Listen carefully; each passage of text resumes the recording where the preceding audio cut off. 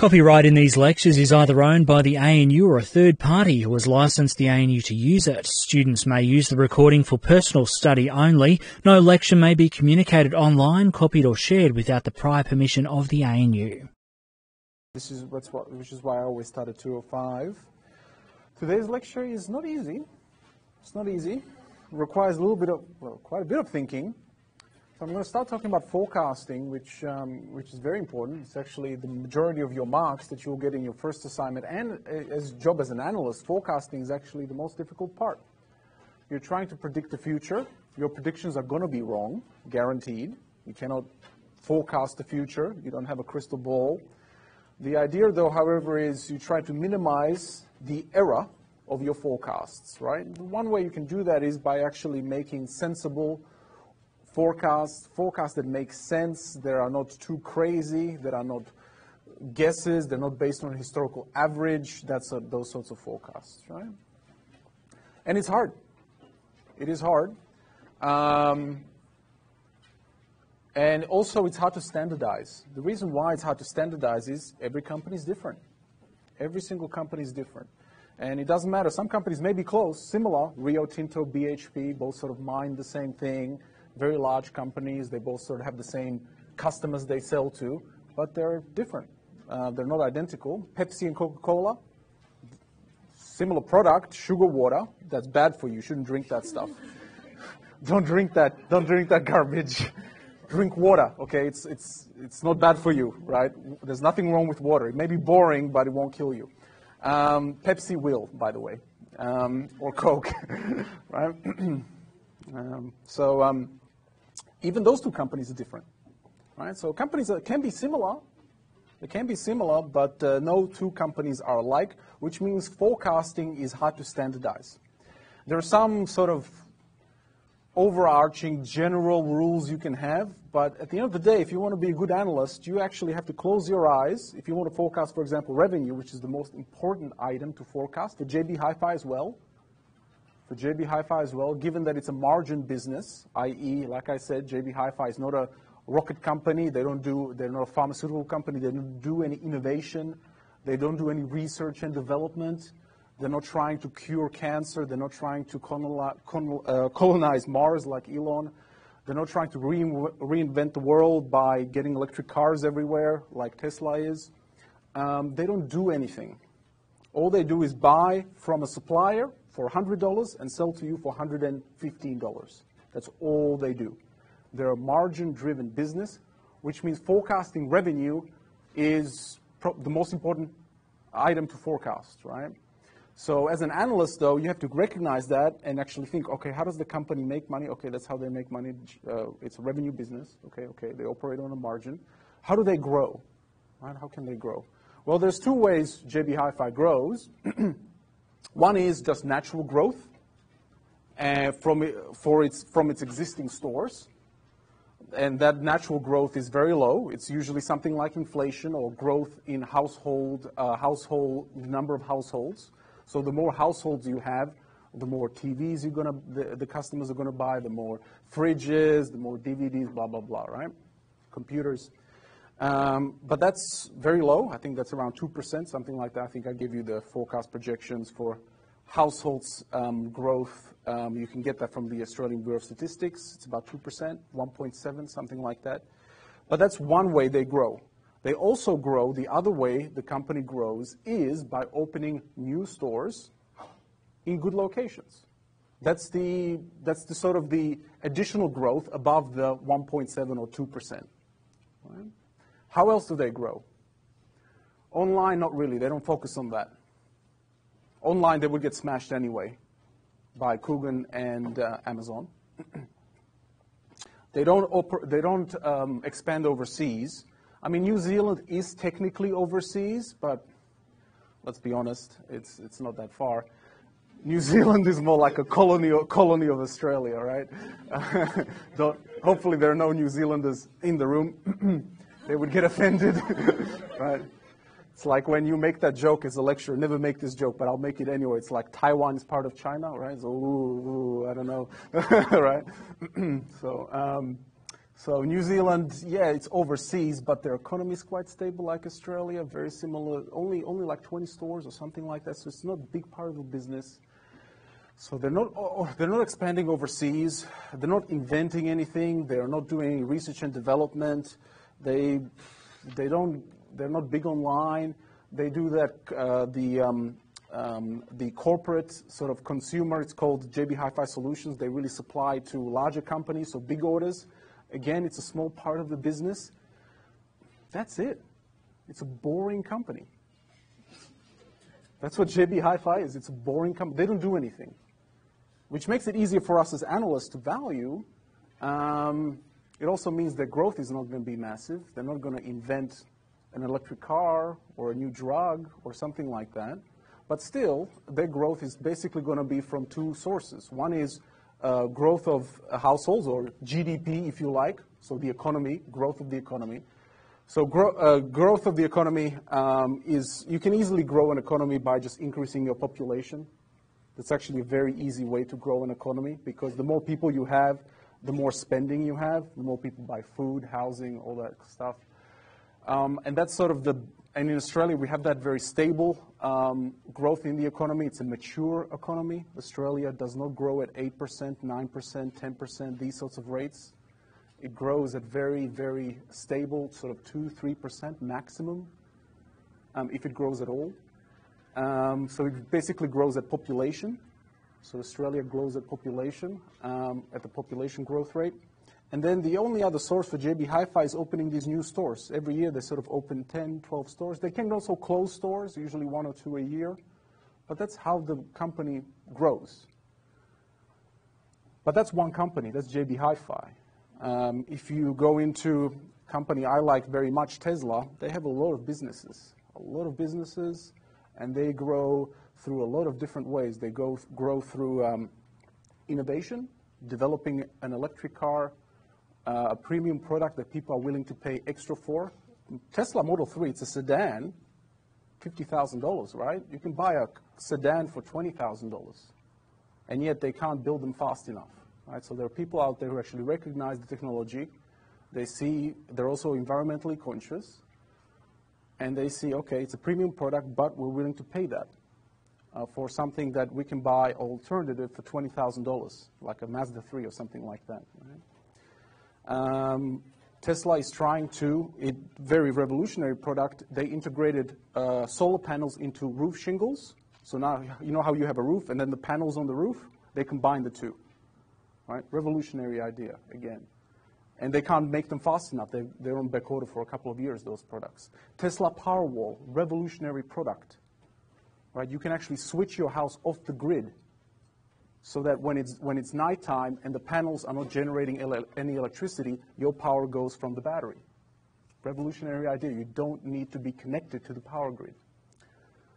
SpaceX, commercializing innovation through commercializing space travel and doing it more efficiently than NASA. Or JPL. JPL is the company that builds the rockets for NASA, the Jet Propulsion Laboratory. Very good company, but again, not very efficient compared to a private company. Right? So all these are innovative solutions, innovative companies, innovative projects, very hard to value. If I pick Tesla to value, you would kill me. It's not easy. I couldn't do it, and I've been doing it a while. It's very difficult, right? So what I'm going to talk about today generally works, but again, every company is different. Right? So some things you can do. I'll talk about general approaches, but also you need to make sure that it makes sense.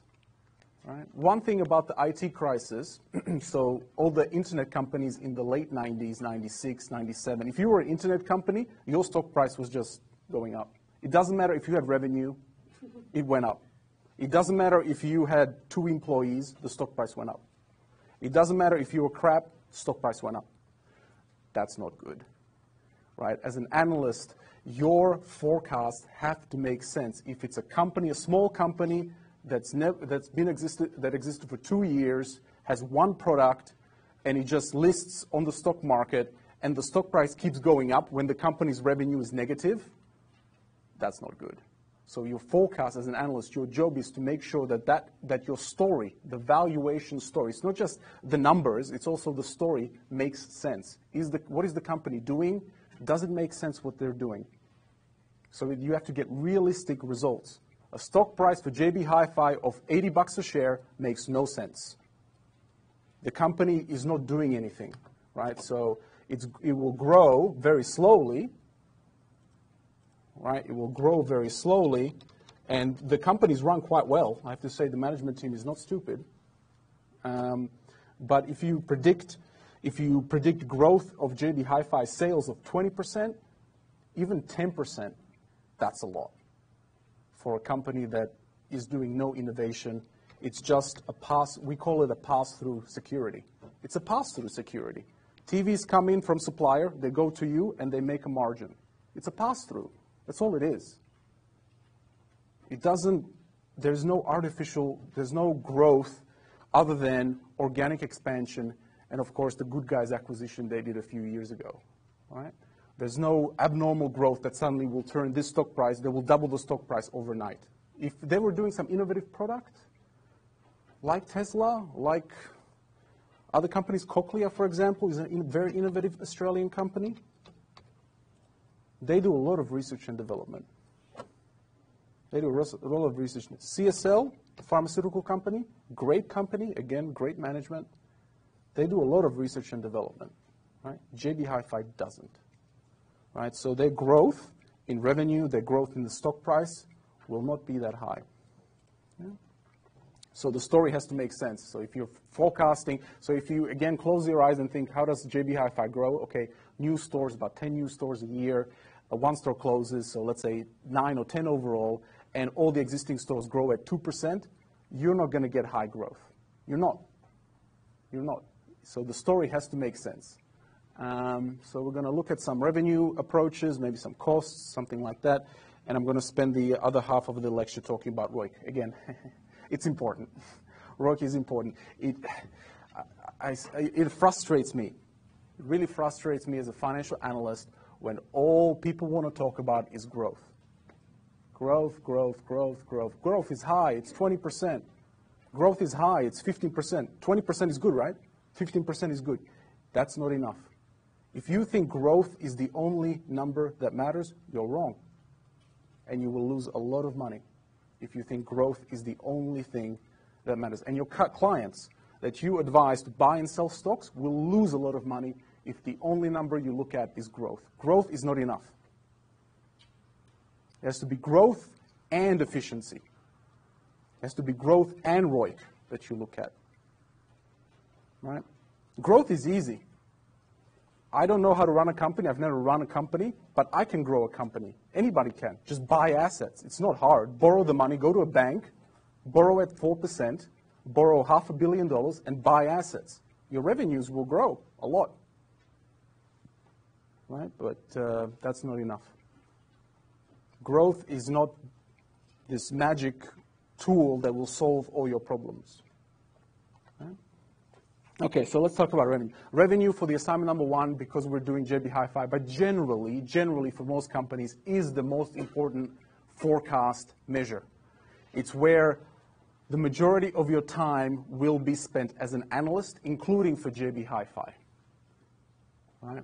Revenue is quite important. It's the most important number, basically, the forecasting of which you have to take seriously. There are some broad approaches, but as I said, every company is different. So one sort of very macro level approach, very basic, if you like, is just inflation plus real growth in the industry. So take a company you're valuing, let's say JB Hi-Fi. Inflation. How do you get a prediction for inflation? So do not just Google it or look to what the economists say inflation will be. You can calculate actual inflation forecasts from the market without paying for the data. So you can do this as students. We can go to the Reserve Bank website.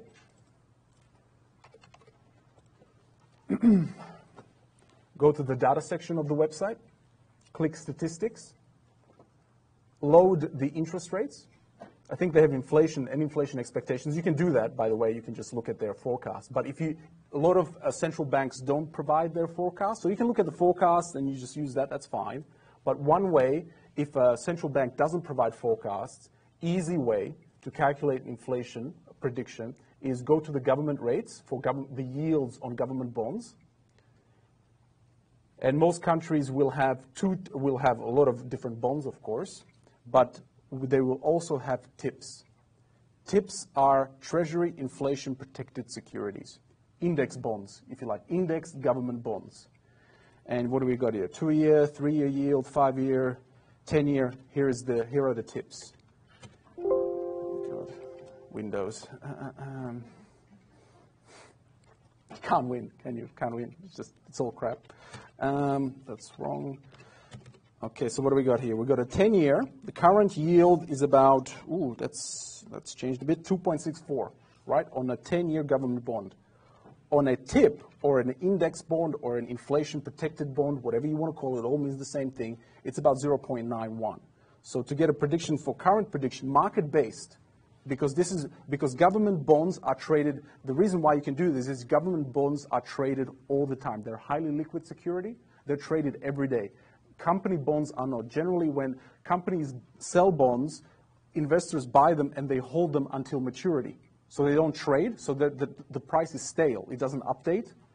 But government bonds are traded, maybe not continuously, but pretty close. They're very, very liquid. So the market updates the price and therefore the yield all the time, daily level, right?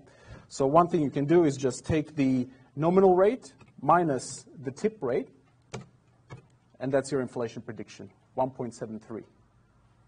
Right? And if you go to the Reserve Bank website, to the other section that I'm not going to go, you can go there in your own time, you'll basically get something like that as your inflation prediction. The difference between the real rate and the nominal rate for the 10-year gives you the inflation prediction. And guess what? I think from memory, when I went to the to the ABS website, and I gave you household predictions, ABS, and I think it was household projections, whatever it was, household projections, all the way into the future. Download, whatever, aggregate, sure. Let's click on that. This year, please. Oh boy, I feel it. Oh, there it is. Bless you. So what do we got here? So what is it, protected? Generally, ABS Excel files are protected. So I just open it up like that. Here we go. And click the total. So let's just do continuous returns, nothing revolutionary. And we go all the way to the end. We can do percentages to make it nice. And what are we? We are here somewhere. Right? So 1.8. So the inflation rate is just population growth, in other words. Because the higher population, more households, more people buying stuff, the economy grows by that low rate. And that's what you expect. And Australia is a mature country, right? We don't have artificial growth because companies want to come here. The input for production, our wages, salaries, inputs to production are quite high. Australia is not a manufacturing country. It's not where you want to do business. It's a service-based industry. So services and goods that grow the economy is just as a result of population growth. So your inflation of 1.7, 1.8, 2% even is about right. And as you can see, it's not forecasted to get much higher. Right?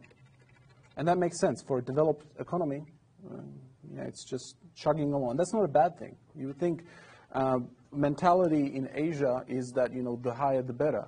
I disagree because that puts inflationary pressure on everything. There's nothing wrong having a stable economy that grows at 2% or 1.5. It means you don't have to play around with inflation or with interest rates. Yeah. So you can get that. Plus, what do we got here? Real growth in the industry. So retailing. So the real growth of the industry in retail is because of income growth, right? So retail industry grows when people get more money in their pay, their paychecks go up, and they spend more on houses, TVs, fridges, cars, everything. We don't have wage growth in this country. Wage growth, real wage growth after inflation, wage growth in Australia since 2009 is zero. Zero. After inflation growth in wages in Australia, so real wage growth is zero. Right? Which just tells you something about the Sydney and Melbourne real estate market, right?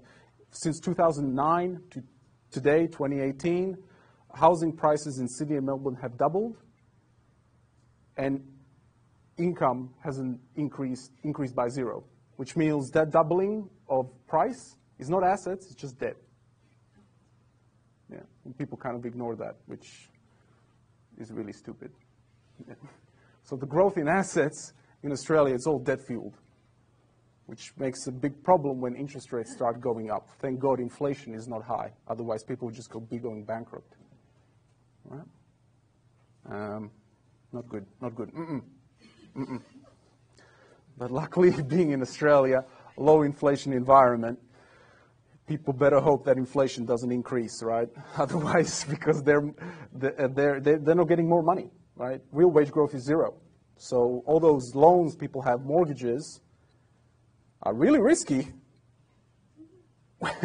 when inflation goes up and therefore interest rates go up. So, but for us, our purpose is JB Hi-Fi. We've got inflation of around, let's say, 2%. Real growth in the industry is nothing, maybe 0.5%, if that.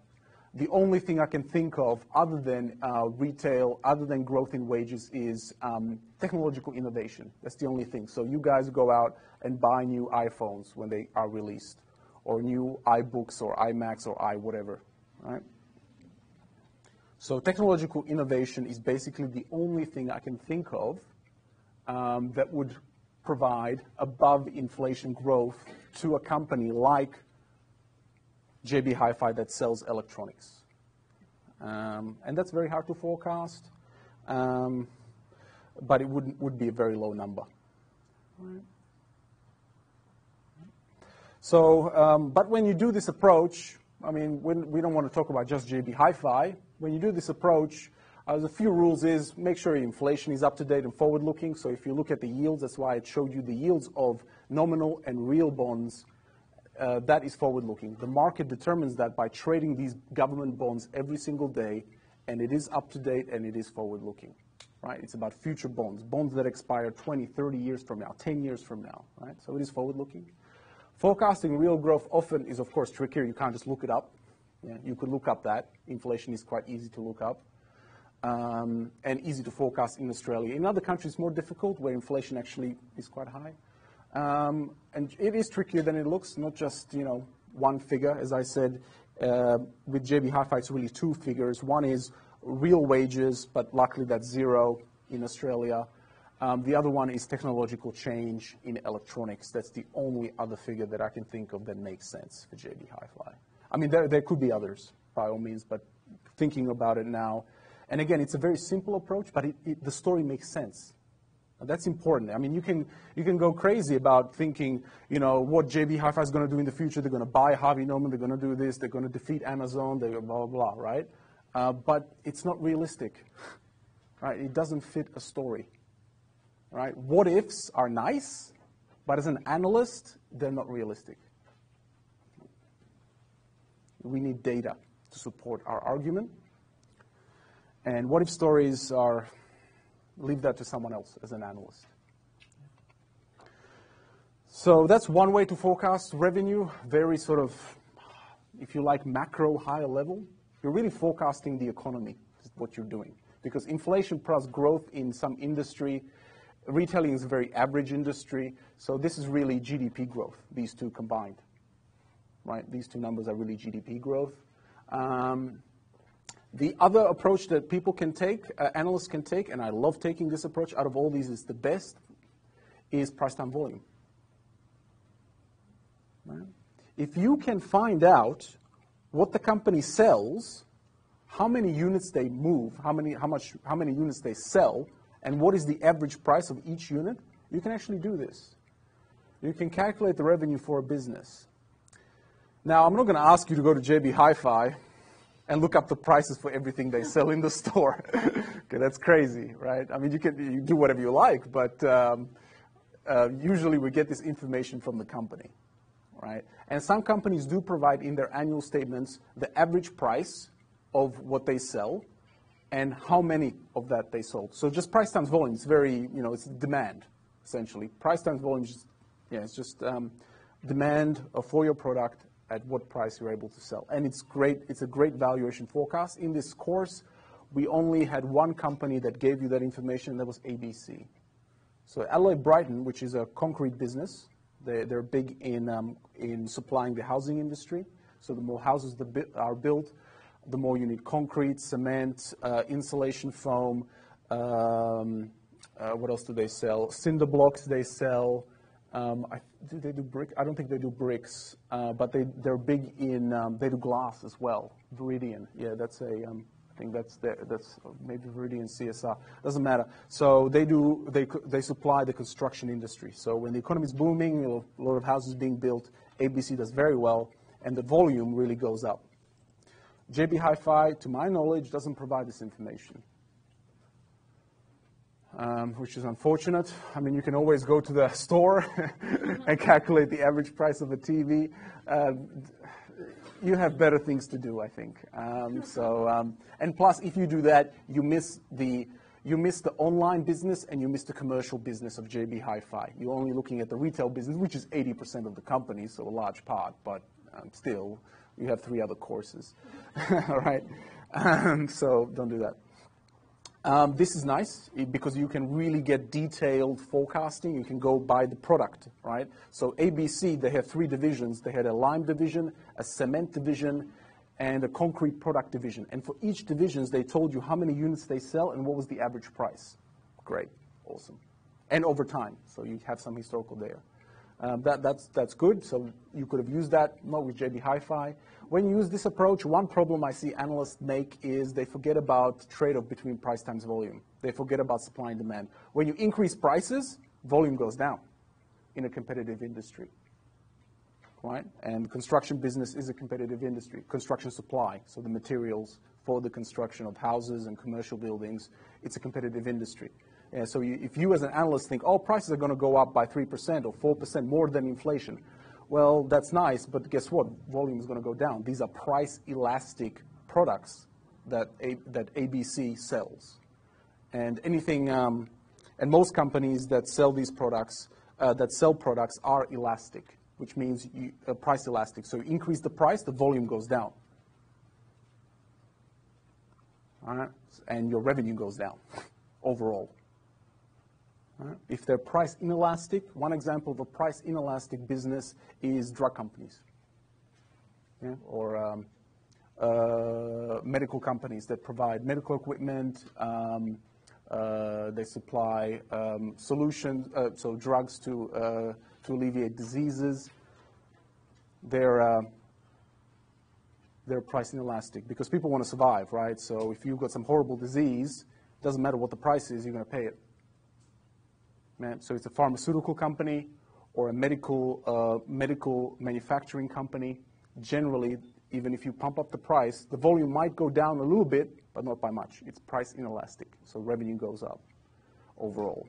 But in the competitive industry, that's not the case. In pharmaceuticals, they have patents. They've got a 20, 25-year protection for their product from competition. They've got a monopoly for 20 years, 25 years. They develop some new cure for a horrible disease. Nobody can take that and use that formula or that product for 20 years without going to court and being sued. Right? So that's why it's mostly price inelastic. But generally, if you're using this approach, you don't forget that when you pump up price in a competitive industry, volume goes down. So the results also have to make sense from a macro perspective. That means that what I'm trying to say is you have not inadvertently assumed growth rates well in excess of what is achievable within an industry. So you just, prices go up by, 10%. Here we go again, right? So I've seen that plenty of times. Again, a lot of products go up by inflation rate. In Australia, that's 2%. If you start assuming this goes up by more than that, there has to be a reason. It's a technological innovation. It's a new product. There is not much competition. They've got patent protection from competition. They're a monopoly. Some reason. You need some reason why this would go up more than the inflation rate. And if you don't have that reason, you're a bad analyst. Yeah. Yeah. Because a lot of what analysts do is they have in their head, this is a common mistake among analysts, and I saw that at Credit Suisse as well. You as an analyst have, okay, this company, an idea, a guess. This company will grow by 6%. And then you're trying to make up these numbers to get 6%. That's bad analysis, by the way. You're cooking your numbers. Right? Again, there's no story. Yeah. And the third approach, which again, not very useful for JB Hi-Fi, is a slice up the industry. This is not bad when you have a small number of players in an industry. You have a couple of companies that operate in a certain industry. One company is typically dominant, and they have a large market share of the industry. So I give this example in my slides of telecommunication companies. So so Telstra was a government company that had a monopoly for telecommunications in this country for everything, internet, phone, everything. And they're still a very large company. They're privately owned now. They've been privatized. But if you are valuing a telecommunication company, usually you don't have a lot of telecommunication companies, right, in a country, especially a country as small as Australia, large geographically, but small in terms of population, relatively. You don't have a lot of telecommunication companies. The reason is it's not cheap. It's quite complicated to lay the wire all over a big country, a country as big as Australia with such a small population, because somebody has to pay for that. And if you cannot charge your customers, because there are only 25 million people in Australia, then you will not have a lot of companies investing billions and billions and billions of dollars to upgrade the copper into fiber optic cable. That's why the government had to pay for it. The NBN is a government-funded organization. Right, so you don't have a lot of players, and it's a stable industry, then you can go complicated if you like, or you can just slice up the pie. By that I mean, let's say you have an industry like a telecommunication industry. You know how large the industry is in terms of size. Let's say 4.6 billion per year in sales. And you know the company you're valuing has, 25%. Then you've got a competitor, let's say 3 companies, this is 30%, and this is whatever adds up, 45%, right? And it's been very stable for a long time. If it's been stable, if the market share of the company you're valuing has been stable, then all you really need to forecast is revenue. And if it's something like telco, again, it's population growth. Other than technological innovation, which is real in the telecommunication industry. Technological innovation is important to forecast, but if it's something very stable, then this will just grow by population, so 2% or inflation rate, whatever you want to call it, means that sort of the same thing, will grow quite stable, and then if there's a technological change, that might go up or down.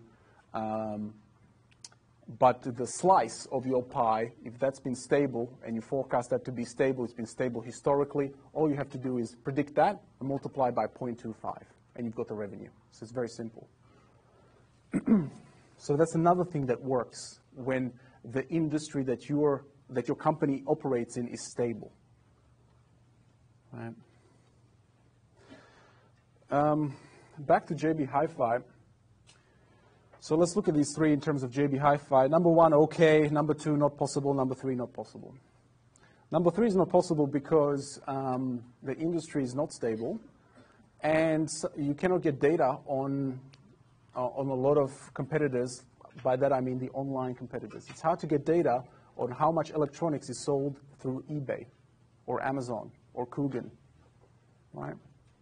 You can go to the annual statements of Harvey Norman, JB Hi-Fi, Dick Smith doesn't exist anymore,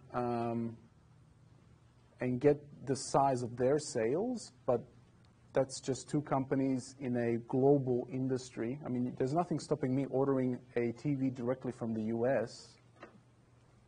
So the industry is not stable. It is not, so you cannot use option number 3. So what works for JB Hi-Fi? So if I was an analyst facing this, I would again close my eyes and think about how JB Hi-Fi grows. And the reason is, and the reason why they grow above inflation, above population growth, is through opening these new stores. And this is common for retail companies. It's called a store rollout model. For retail companies, the way to forecast revenue is a store retail rollout approach. So what do I mean by that? Let's have a look. So what do we got here? So for JB Hi-Fi, or any retailer that operates on a margin business that doesn't do anything, it's just a pass-through, a store rollout model makes sense. Again, it fits a story. So let's say you have, what do we got here? How is this built? Yeah, okay, sure. So this is a stripped-down version of it, but this is sort of how it works. So you've got historical data here.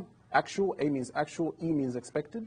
So future forecasting. So for you, this would be 2019. We've got two types of stores, a tier 1 store, a tier 2 store. Usually the difference is size. And JB Hi-Fi actually does have tier 1 and tier 2 stores. One of them is JB Hi-Fi Home. They're the biggest stores with white goods. And then they've got the smaller stores, the tier 2 stores, which are just electronics, no white goods. So for example, if you go to this store here in the city, you will not find fridges, washing machines in there. No white goods. But when you go to the DFO store in Fishwick, you will find that. And the reason why is size. The DFO store is much bigger because the rent is a lot lower, right? Westfield, man, they're scumbags. They charge ridiculous rates for the lease in a shopping center, because in a shopping center you got guaranteed foot traffic. So when you have guaranteed foot traffic, the owner of the space will charge you a lot. A lot. $2 million a year is a normal sort of lease for a Westfield location. DFO, for a store that's bigger, if it's $1 million, I would be surprised, right? So a lot cheaper. So that's why the bigger stores are usually, the bigger tier 1 stores are usually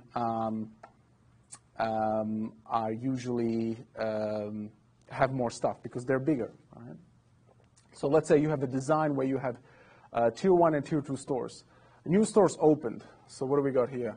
We've got existing stores here on this line, and each year in this model a new store is opened.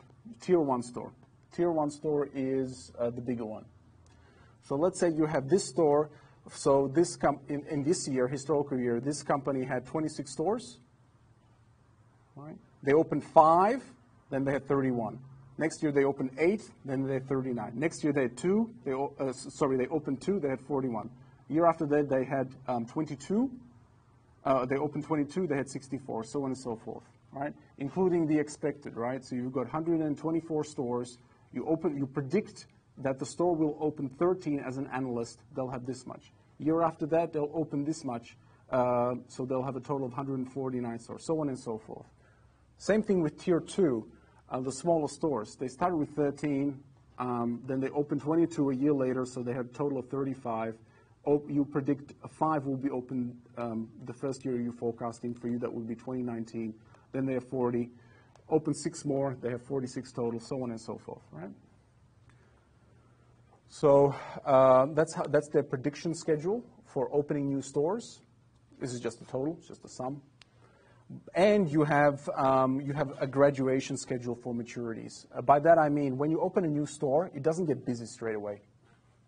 When you open a new store, it's not 100% use or 100% at 100% capacity when you open a new store. There is a maturity graduation. Those predictions, a little bit arbitrary, but historically for retailing, for electronic retailing, it's sort of somewhere in this range. So the first year you open a store, by the end of that year, you have about 80% usage. So during the year, the average is about 75 during the year. Remember, you're predicting revenue for the whole year.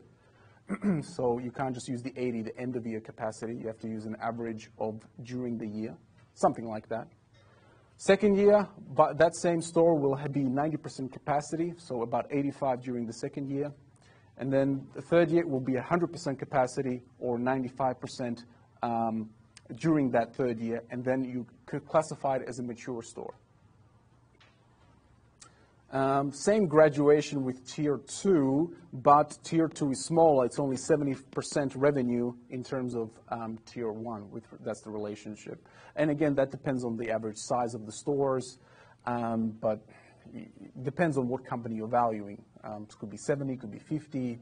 Yeah. A graduation, what do we got here? So here is the graduation schedule. Let's start with Tier 1. What do we got here? So so we've got mature stores running here. Notice that the mature stores are, there's a 3-year gap. So they're all mature. So if they open new store here, they'll be mature by this age. Then if they open 11 next year, those 11 are going to be year 1, year 2, and year 3 stores. And then by this time, they'll be fully mature. And then again, you have that sort of 2-year, 3-year lag. Depends on what you assumed as an analyst. So any store that's opened, so what do we got here? 8 stores opened this year. They're brand new stores. So those 8 stores that are open that year would be operating at 75% capacity. Those 8 stores will become year 1 stores. Next year, they'll be year 2 stores operating at 85% capacity. Following year, there'll be year 3 stores. They'll be operating at 95% capacity. And then there are mature stores. Then they'll be up here growing at some long-term inflation or household of growth of 2% or something like that.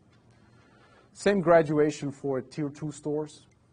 You know, you've got 13 new stores opening this year when the company has entered into a Tier 2 store arrangement. There'll be 13 Tier 1 stores, nothing before that, so year 2 and no year 2, no year 3 stores. Then the 22 that are open, they'll be year 1. These 13 that were year 1 year before are now year 2, and so on and so forth. So, and then you've got an equivalent mature conversion here, where you converted all these Tier 1 stores into Tier 2 by multiplying this number by 0.7 or something like that. So you calculate the equivalent Tier 1 mature stores. It's just multiplication. It's not complicated, right? So something like this. So you have L12 is just the mature stores growing at some long-term rate. So because you need to condense it, you need to crunch everything into a single number, and that's what you forecast. So to crunch it all together, use those conversion rates. So you start with the full Tier 1 mature stores, and then you've got multiplications for L14 is the first year stores. So these 13 stores operate at 75% capacity of your mature store.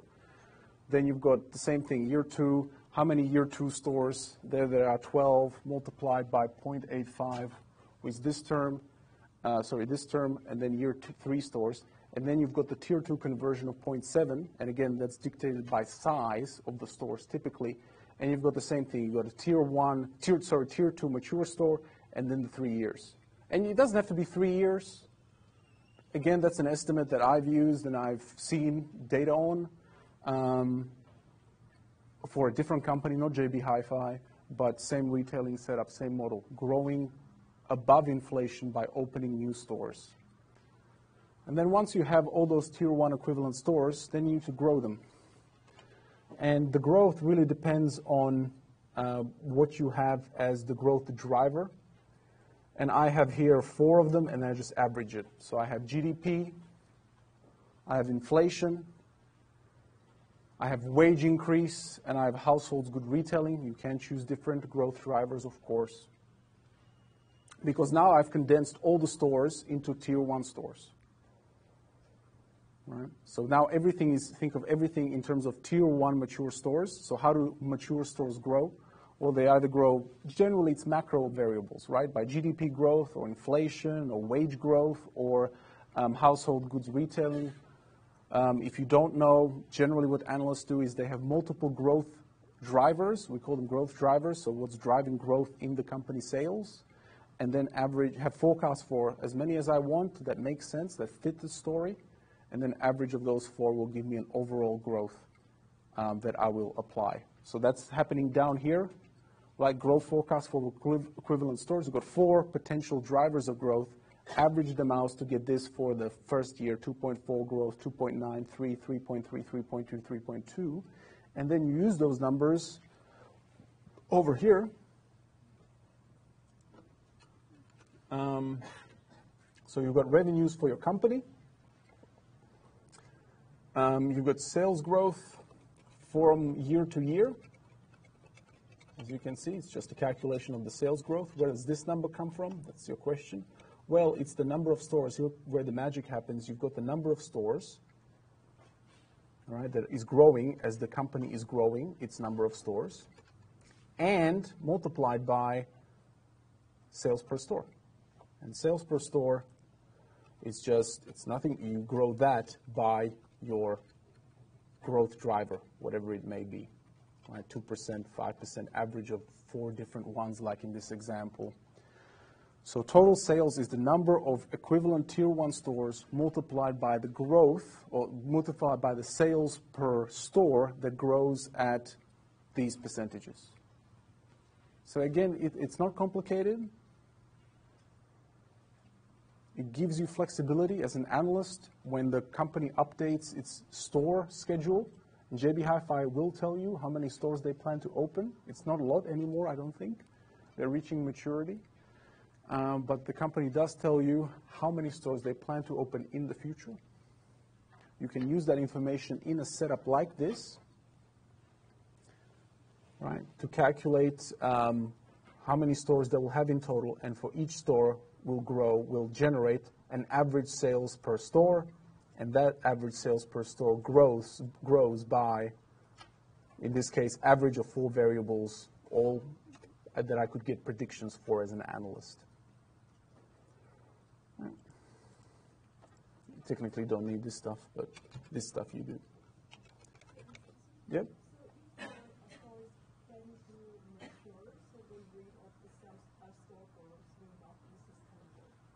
Yeah, so these, so if they're maturing, you mean? I mean not the stores maturing. I mean the country. Yep. Yeah, good question. So the question for those listening is, if you believe that the country, let's say Japan is a perfect example, has already peaked its growth and it's growing at zero, basically Japan is growing at zero, what happens then? Very good question. The company is not going to do very well unless they start expanding artificially. So when a business has an organic growth model where they just open like this additional stores, in a country like the lady has asked, in a country that doesn't have any growth, which, perfect example, Western developed country, that's Japan, then this sort of approach is not something the company would adopt. They would start going into a management team would either start looking into acquiring other competitors, other companies, so growing by acquisition, or international expansion if they could make it work, if there was a business case for it. So very good question, but yeah, no, it's a reasonable question. It's a very good question. For a store rollout in a country that doesn't grow at all, not the right way to do business. Yeah.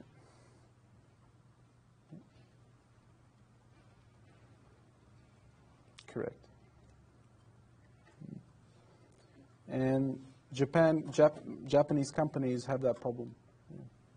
So if you look at their companies, how they're growing, if they're focused on the Japanese market, they don't expand internationally. The stock market has been very subdued for the last since the crisis. They had a real estate bubble burst in the 90s. I mean, Japan was the place to be in the 70s and 80s. Amazing growth. Japan was China of that time. It was growing at 7% like China was.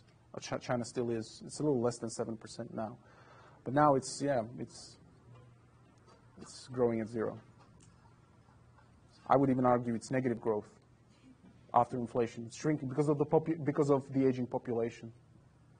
Japan doesn't have population growth. They have negative population growth. Yeah, so you can do this for JB Hi-Fi. You can have a store rollout model because the company does tell you how many stores they plan to open. And that's how they grew as well. And this is very common for retailers. Right? So I wasn't in retail. I didn't value retail businesses at Credit Suisse. I valued REITs. But a friend of mine who was working with, who was valuing retailers did have a store rollout model. Very common for retailing companies.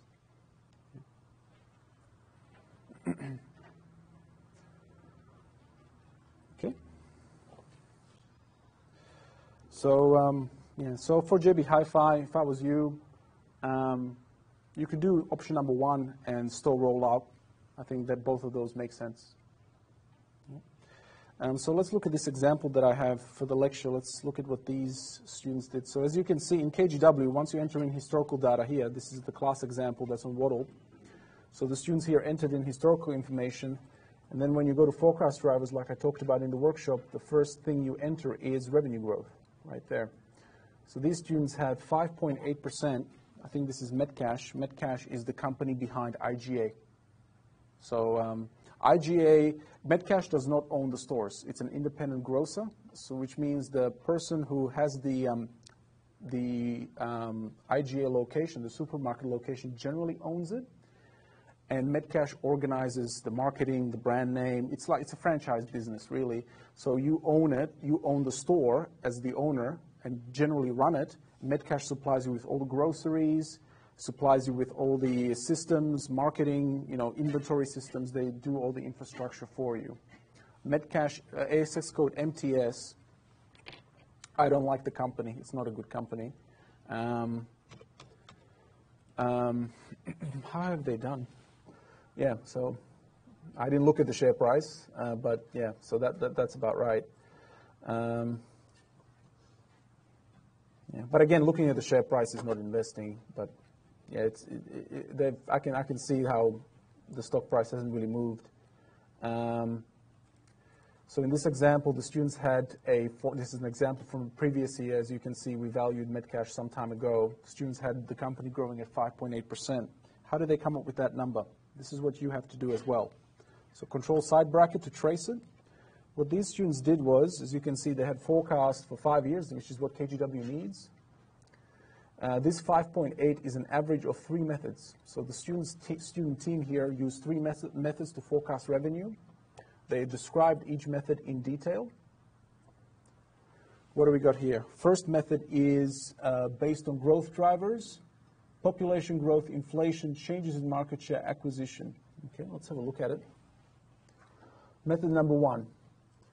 Metcash, being a retailer, again, doesn't do anything, just sells food, expensive, overpriced food, right?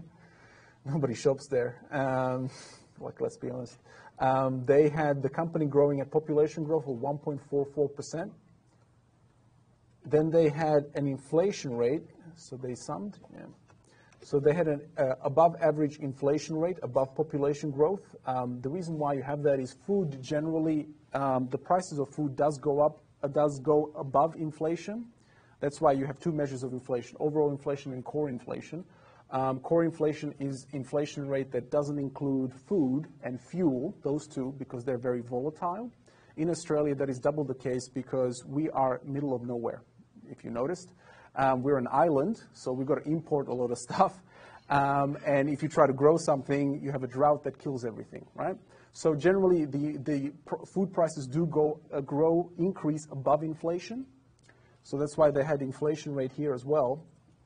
No such thing with electronics, right? Because you just put it in a paper box and you send it to Australia. So you don't have drought. It doesn't matter if there's a drought, price of TVs is the same.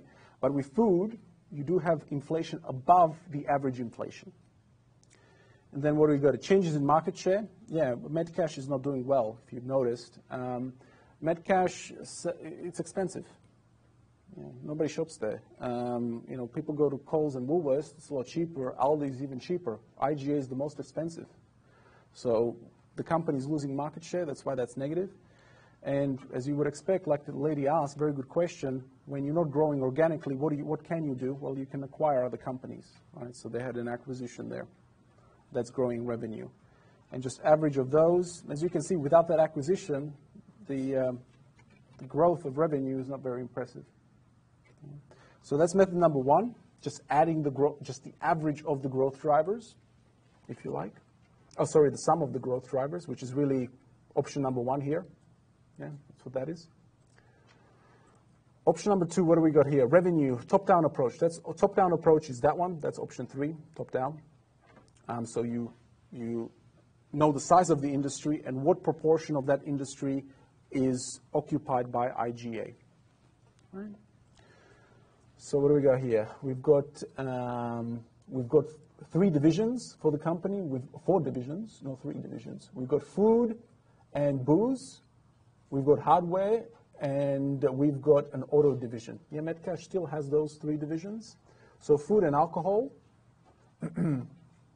We've got market share is about 11%. That's actually still what it is. IGA has about 10, 11% market share, maybe a little bit less now with Aldi doing really well, but it still sort of has that about high single digits to 10%. Minor 10 is doing horribly, as you would expect. I mean, Bunnings is just so strong in Australia. So hardware divisions other than Bunnings do not do well. Yeah. And we had a hardware business go bankrupt right recently as well. So yeah, minor 10 has very small market share. And then the auto division of Metcash has about 7% market share. So for each section, the students took the size of the industry, which is here for the food and booze, here for hardware, and here for the auto division, and multiplied it by the market share of Metcash's business. And there's no rule that it has to be fixed, so they had a decreasing, which for the food division makes sense to me as well. Again, nobody wants to go there, it's too expensive. So they had the market share decreasing. So each of those divisions, you add them up to bring them together. You multiply each one by the size of the divisions. So you have, for each one, you have sales, which is just based on the whole industry multiplied by your market share. And then what size of that is to the overall business. Now you have to add it together. The three divisions that have to add up to 100%. Most of the business in Metcash is from the IGA, so 91%. And you bring it all together, you get a rate. Again, this is, you can take a look at the formulas. We can't really do this for JB Hi-Fi, but it's a valid approach. And the third is just the average of what the analysts provide. So back then I had access to more reports. I don't anymore. I don't have as good, I've been out of the industry for a while now. I haven't worked in Sydney for a while, so I don't have all these reports. All I can get you was JP. I think Goldman Sachs, they don't like me. Citibank definitely doesn't like me. So I can still get you the JP Morgan reports. The other forecast you can have is from DAT analysis that you can access through the library that I showed you in the first lecture. That's about it. So the average of 2 is still, it's 2. You can take an average. So you can, that can be a third method for JB Hi-Fi. You can have this approach, so inflation plus some real growth. Then you can have the store rollout model, could be method 2. And then method 3 can be an average of what the analysts are predicting for 2019, 2020, 2021. Average of those 3 will give you an overall growth of revenue for JB Hi-Fi, and that number then goes into 2019 for revenue growth. And 3 methods is enough. 3 methods is good for a company, small companies, medium-sized business that doesn't do anything like JB Hi-Fi. So you don't need 4, 5, 6 methods. 3 is enough.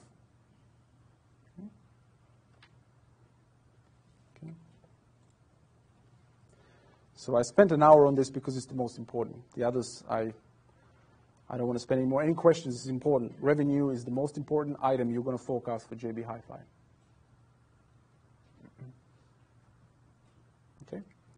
Okay, let's look at the other ones. The other ones are not as complicated. The reason is because it's a margin business, right? They operate on a margin. Everything's a percentage of revenue, right? So this is where historical data is very useful. The reason why you don't want to make mistakes when you enter in historical data into KGW is because if you make mistakes in here, entering COGS or SGA or depreciation, whatever it is, those mistakes will go from historical data to here, and all these ratios, as you can see, will be wrong. You don't want that. You want those to be correct. This is net cash. Again, a retail business. See how stable that is? Basically the same number, 90%. When you see something like that as an analyst, you're high-fiving somebody. You don't have to do anything. You just do a historical average. One less thing for you to do. Retailers have stable margins because that's their business. They will not sell you a TV at cost. They can't. If they buy a TV for $100, they can't sell it to you for $100. If they do that, over the long run, they'll go bankrupt. They're not stupid. They know that, so they have to sell it to you at margin. They have to sell it to you for more than $100. And that's not complicated. That's their business. All right, so things like SGA, things like COGS, they'll be stable margins. So then all we have to do is, what's good enough is just take a historical average. You can have a rolling average, like in this example, or you can have a fixed average of the last 3 or 5 years. But you still need the historical data correctly inputted into the historical data tab to show you that it's stable. Don't just assume it's stable because it's a margin business. Just because Joseph said that it's a margin business doesn't mean that it's going to be stable. Right? You still, as an analyst, nobody will tell you it's a margin business. You have to figure that out. So one way to check if you can just take the historical average or rolling average, whatever you want, is by entering that information in. Right, so it's important you take the historical data input. I know it's annoying. It doesn't take 5 minutes, but it's important that it's correct. Right, so KGW that I have for you, this is an older model. I've adjusted it. Is it me? I think Jeff adjusted it. So now what you can do for the KGW model that I gave you for the semester is you actually have 2 choices in the forecast drivers tab. You can actually select, there's a switch, there's a switch for A or B, and you can do A, you can do B, it's up to you.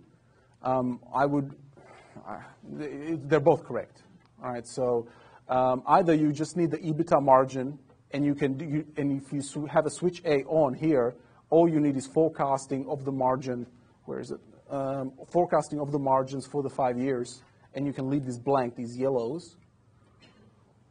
Or if you want to forecast COGS, SGA, and other operating expenses, switch this to B and have percentages for those. But because it's likely to be stable, the 2 approaches are not going to give you a big difference. So it's up to you. I mean, to me, by my very nature, I would choose B, but the same marks, right? There's no right or wrong there.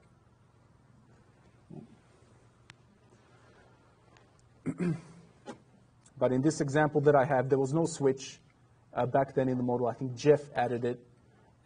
So back then you just had to do COGS, SGA manually. But again, if it's just historical average, it takes 2 minutes.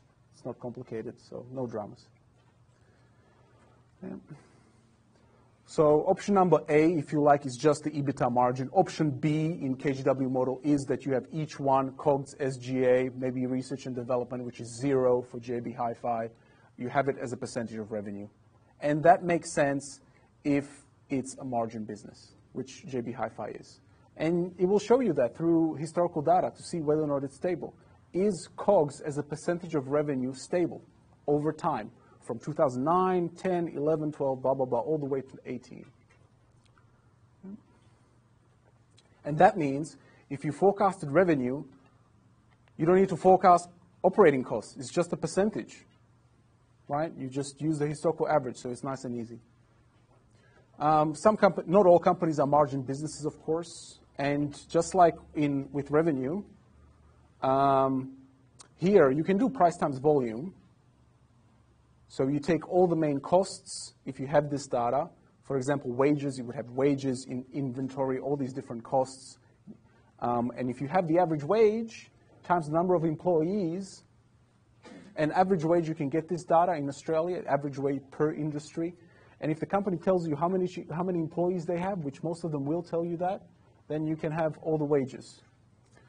With JB Hi-Fi, the problem why you cannot do this approach is you can get the total wages, costs, sure, but they don't tell you what their largest cost is, which is COGS, because that's a trade secret. If they tell you how much they pay their suppliers,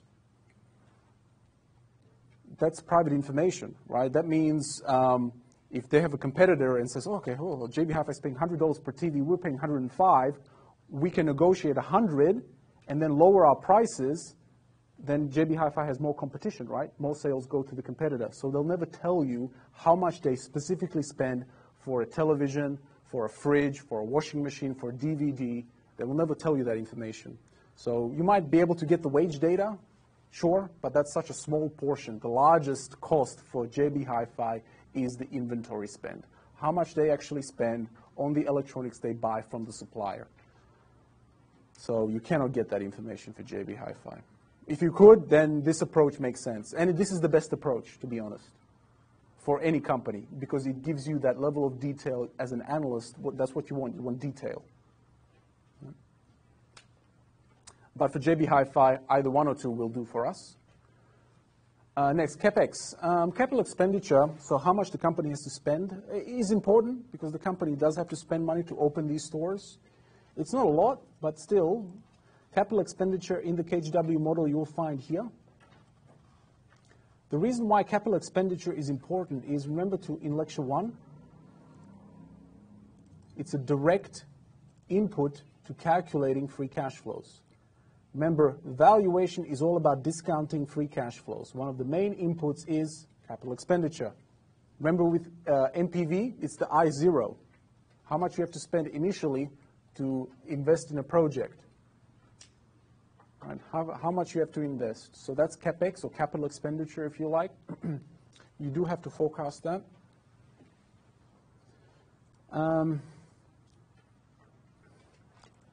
There's a few ways you can do it. Your textbook will tell you to use option number 1. Option number 1 is capital expenditures equal to closing PP&E plus opening PP&E minus opening PP&E, so the change in capital plus any depreciation. Right? So basically, how much you have to spend depends on how much your PP&E has grown, because the company is opening more stores, for example, and you have to replace assets that have depreciated. That's not bad. The other approach you can have is just like with the operating costs, have it as a percentage of revenue. I don't like that. You can't have absolutely everything as a percentage of revenue. So I agree with the textbook. Option number 1 is a little bit better. It makes sense in some industries like IT and telecommunications where everything is a percentage of revenue. Or you can specifically nominate a dollar amount. You would choose option number 3, a specific number, when the company is doing acquisitions. That's when you would choose it. Because companies have to disclose, before they make an acquisition, how much they're going to spend on an acquisition. And then that number, that dollar figure, you can use as an explicit dollar forecast for CapEx for next year or the year after that. Right? There are other possibilities that you should not do. And these, I've seen this, again, it drives me crazy. CapEx should not equal depreciation. If CapEx equals depreciation, you're basically saying the company doesn't grow. Companies have to spend above depreciation to grow. Yeah? And another reason why this is wrong is when you're assuming that they have to spend just to replace existing assets, there's inflation. When you spend $100 on a machine in year 0 and you have to replace that machine in year 10, you generally have to spend more than $100 because of inflation, maybe $120, right? This ignores inflation, this approach, which is another reason why it's not good. But the main reason why is companies have to spend well above in depreciation to grow. One way to overcome this B, the problem that they have to spend above depreciation, they have to spend, which one? A, that the inflation, it's maintenance CapEx. So they have to maintain their current level of assets, and you have to adjust for inflation. So you index the capital expenditure, in other words. I've seen that used. Again, I wouldn't recommend it. Do not use that. 1 or 2 is okay. Yeah. So where does that, let me just finish the slide. I talk about ROIC a lot, and I'll talk about ROIC in a few minutes. But another variable that I like as an analyst is asset turnover. Asset turnover is revenue divided by assets. It's not total assets, more PP&E. You can use invested capital, but that's more like ROIC then, just before profit. Generally, the formula is just revenue divided by assets, and that will tell you how efficient a company is. How many assets does a company need to generate revenue? How many assets does a company need per dollar of revenue? If a company, imagine a company that needs $3 of assets for every $1 of revenue, that's okay. But you compare that to a company that needs $5 of assets to generate the same revenue in the industry, $1. Well, of course, the first company is more efficient. So it's like an efficiency ratio. I always used to look at that as well as an analyst, and I think it's in the practice. Final exam. It's somewhere there. I like asking that question, so expect to get it. Yeah. In your mid-semester or final. Yeah. It's also an important ratio. And the more efficient a company is, the better. The less assets it needs, the better. So at the very extreme, eBay. eBay is a great example here. They have crazy revenue, right? Mega level business. They have very little assets. They have nothing. Just need a couple of servers, a couple of people to program, do conflict resolution on eBay sales. That's it. That's all you need. You don't do anything. You just provide a trading platform online. You don't need, there's no factory. There's a headquarters building, sure, but there's no factory. There's no assembly line. There's nothing expensive. It's just very basic assets to generate a crazy amount of revenue. And it's global. And it's the global dominant player. Right? So eBay is a great example where this ratio is very large. Yeah. And the larger it is, the better.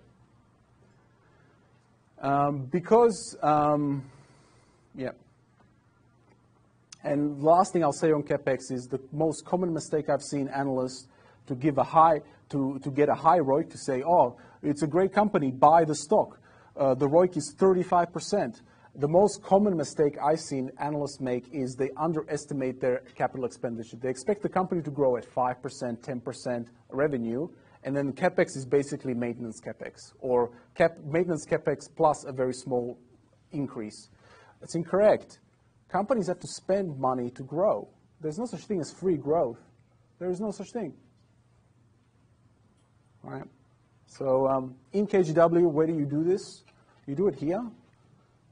So in KGW, you have 3 choices, 1, 2, and 3. Just like in the slide, the first one is probably the preferred. This team, in my example, chose option number 3 because, remember, we had that acquisition. Metcash acquired an auto business. Was it an auto business? Whatever it is, one of its divisions, and grew artificially. And they were spending, because it was a mature business, they had to spend a lot of money to grow. And they told you how much they're going to spend this year or next year on this expansion or this acquisition. So you use the dollar number specifically. So this team correctly chose option number 3 and gave the dollar figures that are predicted by the company, that were given by the company. Right.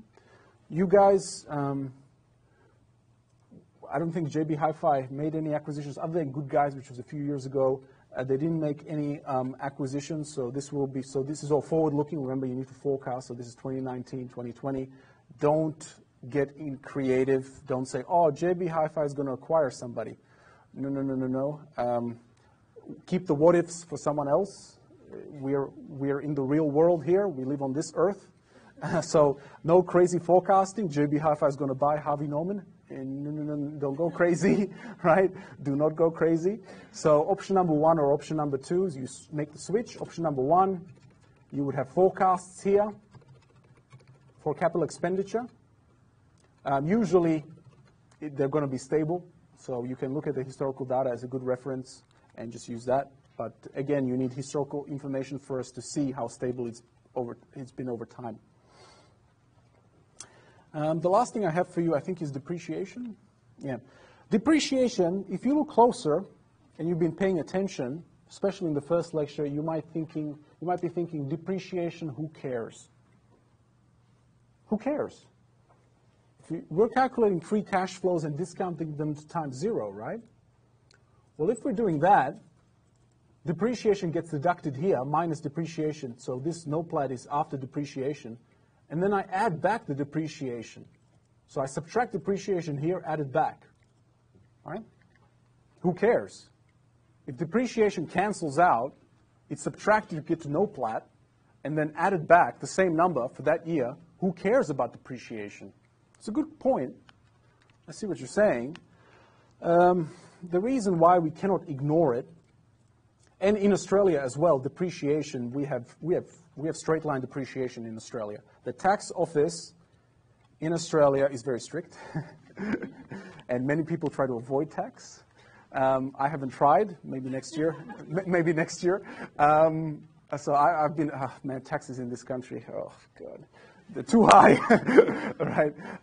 So taxes in Australia are just crazy. But I don't know. I guess it's useful for something. I hope. So depreciation, the tax office only allows straight line depreciation in Australia. We're not like the Americans. We don't have accelerated or reducing balanced depreciation options. In the US, they have marks, which is essentially accelerated depreciation rate. We don't have that in Australia. So depreciation is not only doesn't matter, you would think, because you subtract it and add it. It's also boring. It's nice and linear, flat at 10% or something like that. I see what you're saying, but we cannot ignore it for the following reasons. So first of all, we needed to forecast CapEx, right? Because we have straight line depreciation, forecasting it is easy anyway because it's going to be stable. So, it's not something very complicated to forecast. It's going to be very stable. But you might say, well, depreciation is a non-cash item. It's added back to calculate free cash flow, so who cares? This is why we care. Depreciation does impact profits. High depreciation, lower profit, lower earnings per share. We need the earnings per share number in assignment number 2, as I'll show you, not yet, but we need an earnings per share forecast to value the company using PE ratios. So when we switch from assignment number 1 to assignment number 2, we go from DCF to ratios, the earnings per share number matters. So when you say, oh, depreciation doesn't matter in DCF, who cares? Let's just ignore it or just random number, whatever. That's okay it might not kill the DCF valuation, but it will kill the ratio and valuation for your company because it will affect the earnings per share forecast for 2019. So you cannot ignore it for that reason. Next, like I said up here, it's relevant for CapEx. CapEx is a direct input to calculating free cash flows. It has to be correct. Right? And if you have higher depreciation, that means higher CapEx, lower cash flow, lower value. So that also means that you just cannot ignore CapEx. You cannot ignore depreciation because it has a direct impact. When you choose option number 1 here and use depreciation to calculate capital expenditure, that I, in an NPV calculation, I not, then you will, if you ignore this, this will be incorrect, this will be too low or high, this will be too low or high. Right? And the last reason why we cannot ignore it is ROIC. Right? So ROIC is an output variable, right, that we calculate. If capital is forecast directly, option 2 or option 3, and the rate of depreciation will impact invested capital. Will have an impact on invested capital, which will have an impact on the ROIC calculation. If depreciation is too aggressive, we just don't care and say, 20%, whatever, who cares? Depreciation is, the higher depreciation is, cash flow will not cash flow will not be affected since CapEx is directly specified, but the asset base, the net PP&E, will be, right? And the net PP&E is usually the largest determinant of invested capital. Usually for companies, properly plant and equipment is the largest operating asset companies have. So it's the largest part of invested capital. So your invested capital might be too low. In this example, if I have CapEx too aggressive, the net PP&E will go down faster, which means the invested capital will go down faster. ROIC will therefore look too high. We will overestimate ROIC. So for these three reasons, we cannot just ignore depreciation. Luckily for us in Australia, it's not a problem. If you're in the US and you had to do accelerated depreciation forecasting, that's more difficult. Yeah. Then you have to go to the tax office website, see specifically the tax office website, the IRS in the US. For each asset, they tell you how much you can depreciate. So you actually have to look at what assets the company has and which asset can be depreciated how quickly. Because they tell you if you have a tractor, you can depreciate 20%, then 15%, then 10, 10, 10, 5, 5, 5, like that. So for each asset, you actually have to look up the depreciation schedule, which is not fun. It is not fun. But as an analyst, that's your job. It's not always fun. It's fun to get paid, yeah. It's nice to get paid. I'm not complaining. Starting salary for an analyst, $120,000, right? Which average starting salary for a graduate in Australia is 60. You get basically getting double. You're getting paid double of an average salary. It's nice to get paid as an analyst, but sometimes you have to do stuff like that. In Australia, however, we've got straight line depreciation, so historical data will show us how stable it is with JB Hi-Fi. Tax is not a complicated thing, again, in Australia. Luckily, in the US, oh man. So lucky I was never an analyst in the US because like how do you understand the tax system in the US, right? It's insane, especially with Trump changing things. So, I mean, the tax cuts, the corporate tax cuts just make no sense, but, well, it makes sense from a business point of view, but makes no sense from a debt reduction point of view. Usually a tricky area. Luckily, like I said, I think in the previous lecture, we're going to be using tax paid. We're not going to be using tax charge. So you might think, oh, just take the EBITDA and multiply it by 30% to figure out how much tax you pay. That's called tax provided. That is not always accurate. Usually, one reason why it's not always 30% is of when a company has a lot of debt, they have a lot of interest as well, and that's tax deductible, right? Interest is paid from before tax income. They might have a lot of non-operating items that are taxed differently, and they have a lot of DTA, DTL, a lot of deferred. They're non-operating, but companies do use their deferred tax assets, and from a time value of money perspective, they want to use their deferred tax assets as soon as possible, right? Because less discounting to time zero. Luckily for JB Hi-Fi, I don't think they have too many. They might have a little bit. I remember they had more in the past. But for us, it shouldn't be that bad. But doesn't matter. We're going to be using tax paid. What do I mean by that? So let's have a look. So let's look at my example here I have for Metcash. So the tax for KGW happens, all the action happens down here. It even says tax. Right? This is the actual tax rates. So once you enter in your historical information, again, this is why you have to enter in historical information correctly. You enter in how much tax they paid, income taxes here. Right? The model calculates what percentage that is. As you can see, it's not always 30%. Right? It's 30.2, 29.7, 36.4. Right? It sort of hovers around 30%, but it's never 30%. Something close, but this is where historical information for JB Hi-Fi, you'll see how close it is to that. In this case, it was sort of around 30%, only higher there because the company was restructuring a little bit. So I was happy for the students just to have at 30%, that's fine. But the most important thing, the tax paid equals tax charged, you have to tell the model how much tax the company is going to pay in the future. To overcome any sort of how are they going to use their tax credits, blah, blah, blah, you can set tax paid equals to tax charged. So these two are equal to each other. So what you do here is equals that number, and forecasting for tax done. So what you do there is, like the team here is, as you can say, just you have the model will calculate, once you enter in these numbers, the model will calculate the tax bill for the company, and then you as an analyst have to decide how much of that tax bill the company actually pays.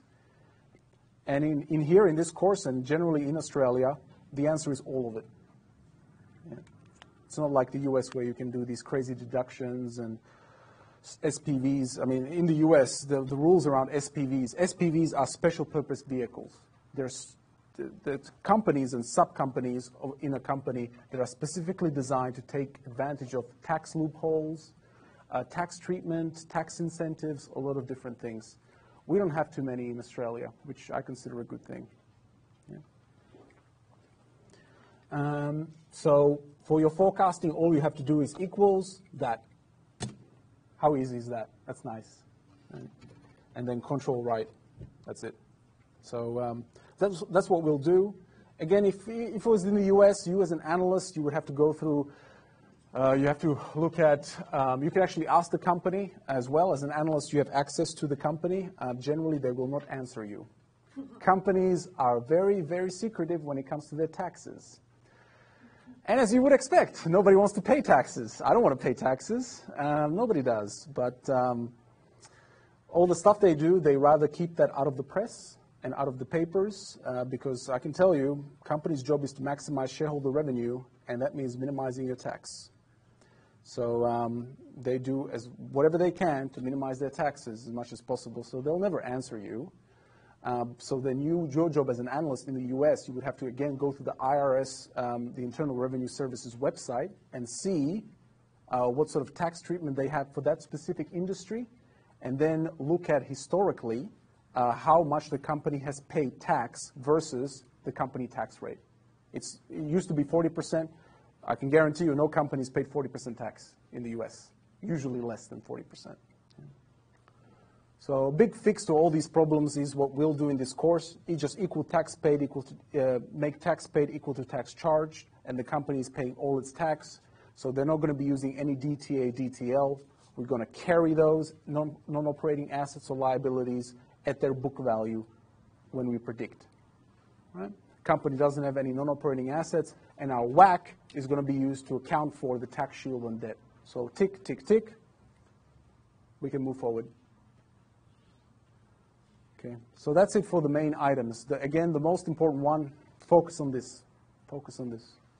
And this, largely, you'll see from the historical data how stable it is.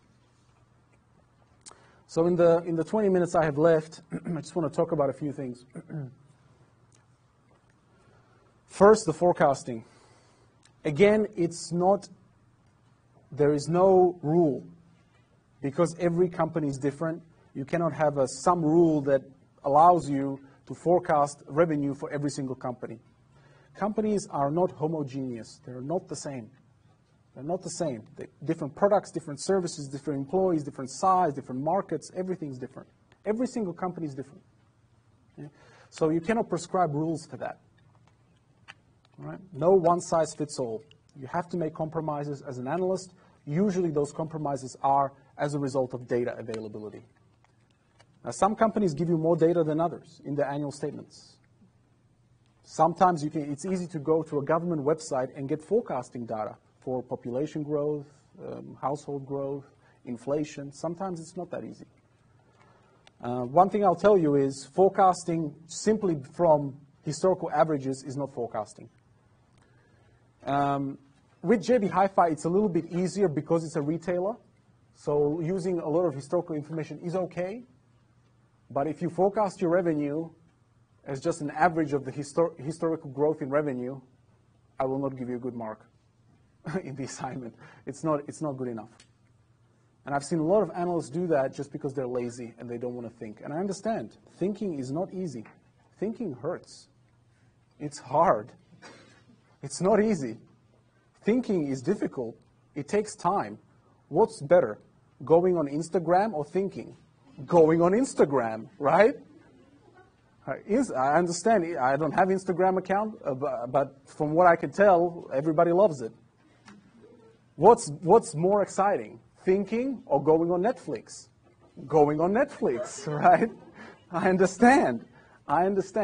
But the reason why you're getting paid twice what the graduate salary is because you have to think. You're paid for thinking. Think of it that way as an analyst. So I know it hurts, but don't just look at the historical average for revenue specifically. With JB Hi-Fi, like I said, because it's boring, it's stable, it's a margin business, historical information is okay. But at the very minimum, you have to think about the revenue, even for a company like JB Hi-Fi. Some things other than just looking at a store rollout model or looking at the inflation rate, other things you can look at. The non-financial, the qualitative drivers. Well, first of all, JB Hi-Fi is a cyclical stock. It's not defensive. There are two types of stocks, defensive and cyclical. Defensive are your supermarkets, your utility companies. Doesn't matter if there's a crisis, could be a credit crisis, could be a financial crisis, could be a real estate crisis, whatever crisis there is, you're going to need internet. You're going to need water, you're going to need electricity, you're going to need food. So stocks that provide those services are defensive stocks. It doesn't matter if it's good year or bad year, if it's bad economy, good economy, you're going to be buying those services. So companies that provide those sort of services are defensive. They're safe, if you like. Compared to cyclical stocks that grow, we have economic cycles. JB Hi-Fi grows with those cycles because it sells durable goods. Very common for durable. We've got durable goods and non-durable goods. Non-durable goods are food, for example. Doesn't matter what it is, you have to eat 3 times a day, or 4 if you're doing it right. Yeah. I don't eat desserts anymore. I'm not at an age where I can burn those calories. So JB Hi-Fi sells durable goods. Generally, durable goods are cyclical. When it's a bad economy, people stop buying cars, fridges, TVs. They do. They don't have any excess any excess money to buy those things. So when the economy is in the toilet, JB Hi-Fi sales are in the toilet. Right? They're not good. Negative growth. Yeah. Negative growth. So JB Hi-Fi is like that. So again, how do you use this? Well, when you think back to Australia here, the economy is growing at 2-3%. Does it make sense for JB Hi-Fi to grow at 20% sales? No, of course not. So if identifying the company you're valuing, and whether it's a cyclical or a defensive stock, gives you like a cap, gives you a range of what makes sense. And your range should be the forecast of GDP over the next 5 years. Right? Unless there is some kind of additional reason why it grows above that.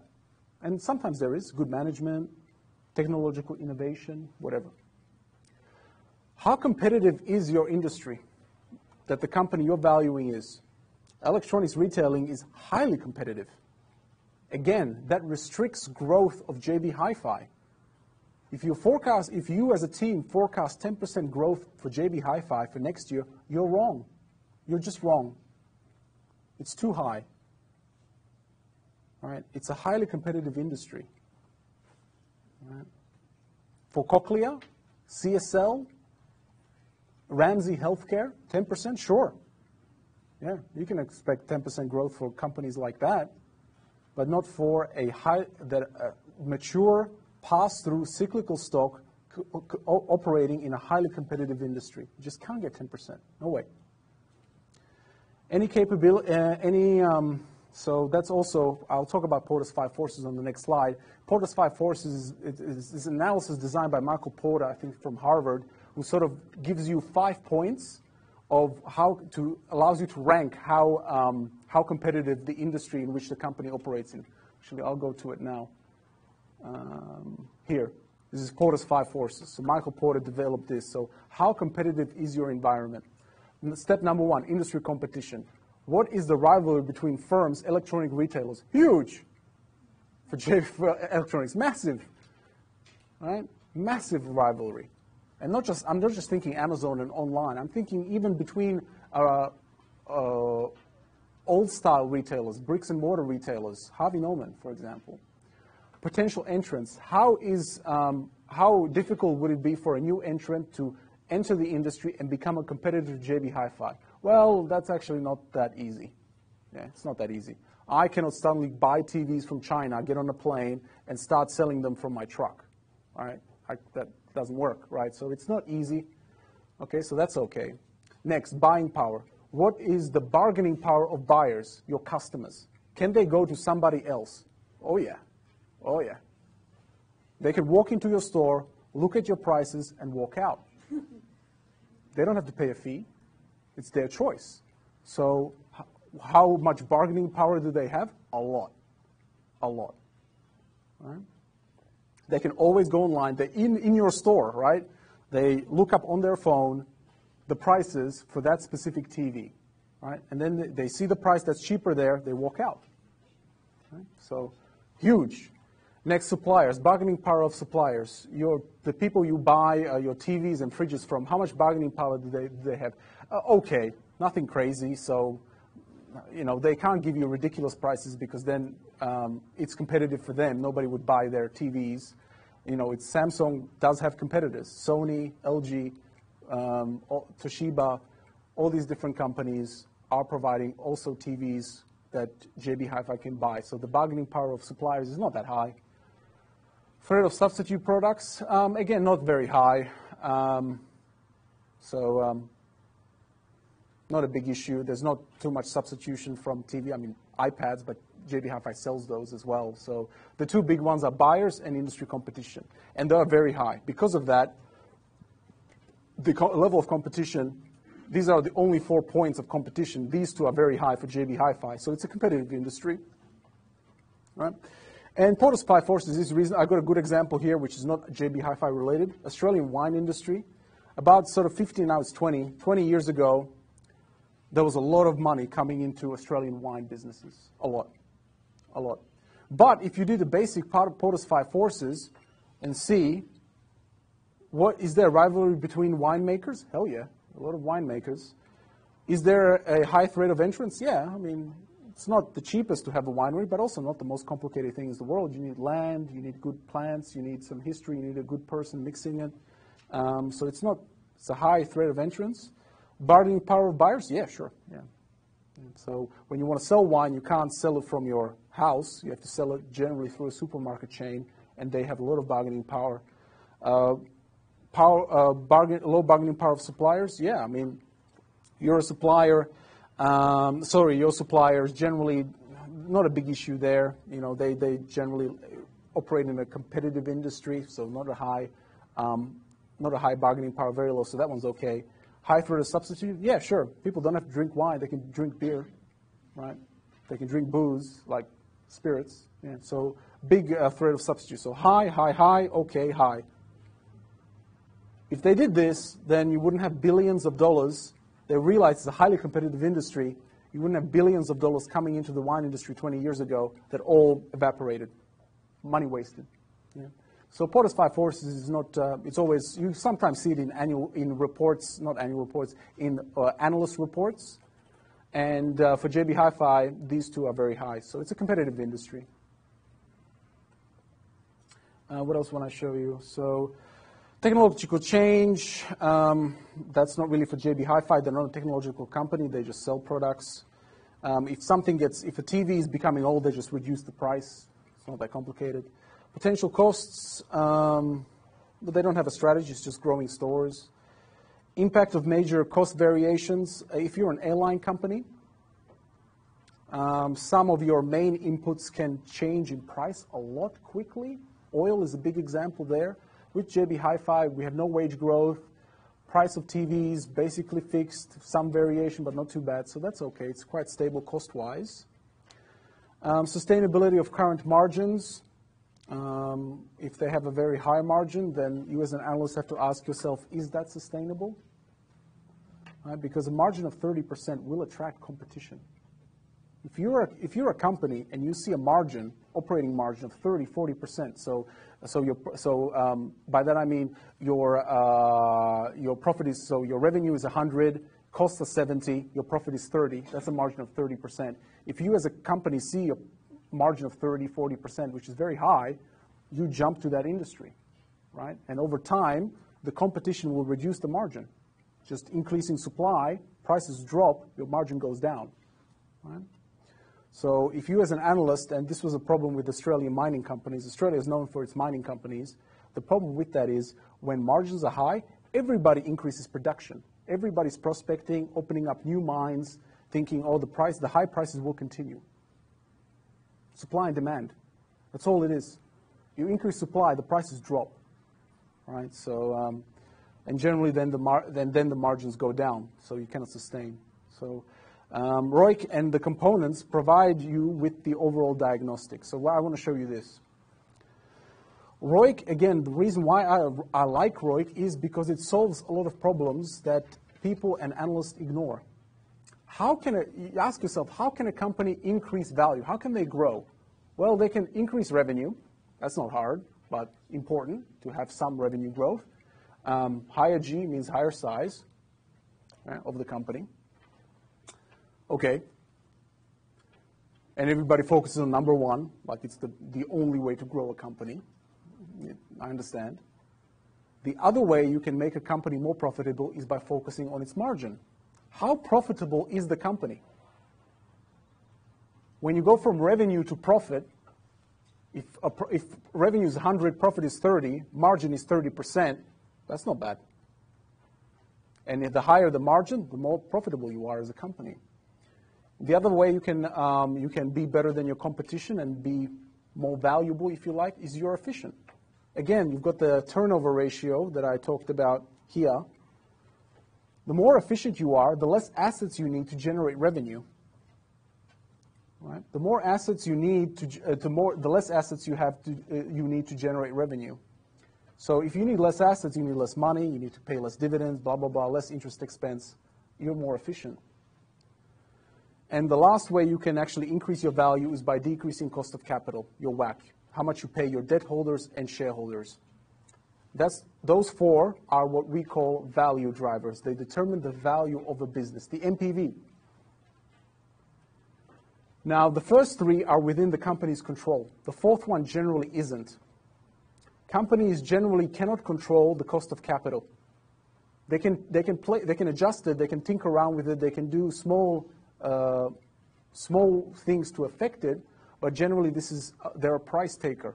If they want more money, they go to the stock market. Stock market says, we'll buy your stock, your new stock, but this is the price. So they're price takers. But these three are directly within their control. This is why you need good managers. You need good managers to focus on all three, not just this one. One way to know that a manager is crap is they always focus on growth and not these two. And these three inputs are actually components of ROIC, all three of them. So your operating revenue, which is given by whether it goes up or down is by the growth, that's here. Multiply that by the after-tax margin, operating margin. These two will give you NOPLAT. And invested capital is just a reflection of how efficient you are. How much capital do you need to generate NOPLAT? So this numerator remembers NOPLAT, but NOPLAT is just revenue times the after-tax margin. So you can actually design a model, a discounted cash flow model that shows you those four. I've done that for you. I call it bare bones on Waddle. Looks something like this. If I have it opened, which I don't. Genius. lecture. Yeah. Bare bones. Already opened. Well, open it again. This is what it looks like. So you've got four things. The first one, remember, was sales growth. Then it was the capital turnover, how efficient you are. Then it was the operating margin, what proportion of revenue becomes profit. And then it was WACC, the cost of capital. So the model operates like KGW, it's just very, very basic. Sales, how much assets you need to generate those sales. The margin gives you a ROIC calculation, because you only need those three, remember, to calculate ROIC. You don't need the WACC. So those three will calculate your ROIC. Then you can have, just like any discounted cash flow model, your sales, From the sales, you have no-plat using just the margin, so sales multiplied by the margin will give you the no-plat. Then you've got any capital expenditure is net investment here. That will give you your free cash flows. You can play around with this model in your own time at home. It's a 5-year model, and then it's got a perpetuity after year 5. And then it's got a WACC that is used to discount these cash flows to time 0. So this times this will give you that. This times this will give you that. This times this will give you that, just the present value. Then it's added all up to give you an overall enterprise value. Not equity value, enterprise value. Right? So you can see all the formulas there. Right? It's very, very basic. So you can actually value JB Hi-Fi this way as well. Use KGW by all means, but one of your tabs in your what you submit for assignment number 1 can be bare bones valuation of JB Hi-Fi with these inputs. And what I want to show you here is this. See the ROIC? Around 11%. See the WACC? 10%, right? ROIC is bigger than WACC. See what happens to the value here when I pump up the growth. From 5 to 6, the growth goes up, right? 7% grows, the value goes up. 8% value goes up. Makes sense. However, if I had a WACC of, let's say, 12%, now ROIC is bigger than WACC. I haven't changed the efficiency. I haven't changed the margins. Now what happens to growth is, if I pump it up to 6, see what happens to the value. 6, value goes down. 7, value goes down. 8, value goes down. This is why growth doesn't matter. It doesn't matter. 8% growth might sound impressive. It is a useless number. Useless. You cannot look at it by itself. 8% go, wow, amazing, wow, 8%, wow, you're so good, you're such a good manager. No. The efficiency and the margin matter as well. It's all 3 that are components of ROIC. And it's the ROIC-WACC relationship that matters. If you start increasing growth by buying assets, which is very easy, just borrow and buy, when ROIC is less than WACC, your valuation goes down. The value goes down. In other words, you're investing in negative NPV projects. And you're a fool. You get fired as a manager. Straight away. As you should. Right? I can increase goal. Wow, 9%. Just keeps going down. You're investing in negative NPV projects. Right? You shouldn't do that. Okay, good. 4 more minutes left. Let me just finish. This is called DuPont analysis. You see it in equity research reports. It shows what I've been talking about, the breakdown of ROIC. It shows you the margin, the efficiency ratio, or capital turnover, times the tax will give you the ROIC, and then the ROIC-WACC comparison will give you the spread. And as long as that's positive, higher growth, higher value of the company. You can do the same breakdown, by the way, with ROA and ROE. The ROA is not the ROA you think of. This is ROTA. So, and like it says here, return on total assets, which is EBIT divided by total assets. The ROA you think of from accounting is net income divided by total assets. That's also good. That's also good. I see that in reports as well. But in this example that I ripped off from a report, it was ROTA, so EBIT divided by assets, not net income divided by assets. And from an analyst point of view, this is actually the better number because taxes and financing doesn't really matter in terms of operations. But it shows you a clear breakdown, gives you the formula. As you can see, it's just multiplication. To get to ROIC, it's margin, which is EBITDA divided by sales, multiplied by the capital, by the efficiency ratio, capital turnover. This will cancel out. So it's just EBITDA divided by interest capital, multiplied by 1 minus the tax rate, return EBITDA into no-plat. No-plat divided by invested capital is ROIC. And same thing here, it's just multiplying numbers. You know, the star means multiplication.